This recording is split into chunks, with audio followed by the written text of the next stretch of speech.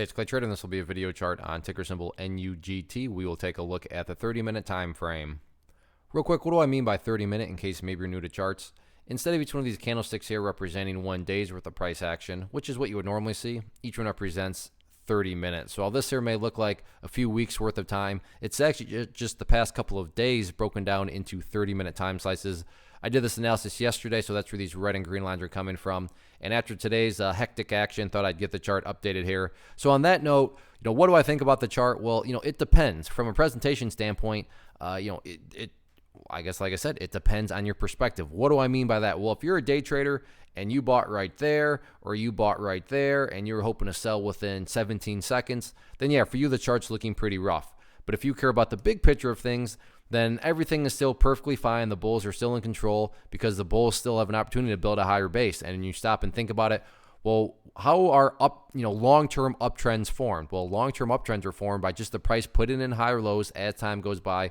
And like I said, bulls still have plenty of opportunity to do that. Therefore, from the big picture perspective, bulls are still in full control. Again, I fully realize that if you bought up here and you wanted to sell within 10 seconds, that I sound crazy right now, but I'm talking about things from the grand scheme perspective.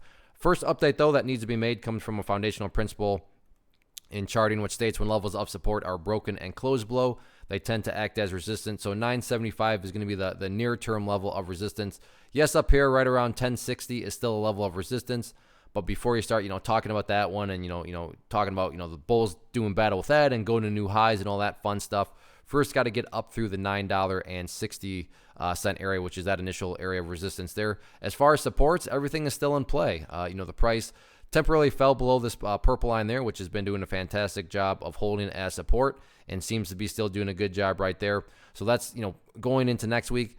Ideally speaking, yes, you certainly want to see the chart remain up above that purple line and get some separation back to the upside from it, and that you also have the $9 level here that's acting very nicely as support.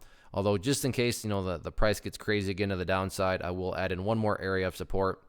And that next key kind of overall pivot point, I'm going to call down there around $7.50. Any sort of closes below $7.50 or worse yet, if the price separates to the downside of it, at that point, there's something severely wrong with the chart. Right now, sure, it's pulling back, but pullbacks are part of the game. Case in point right here. Here's a pullback, and you can see that proved to actually be very healthy.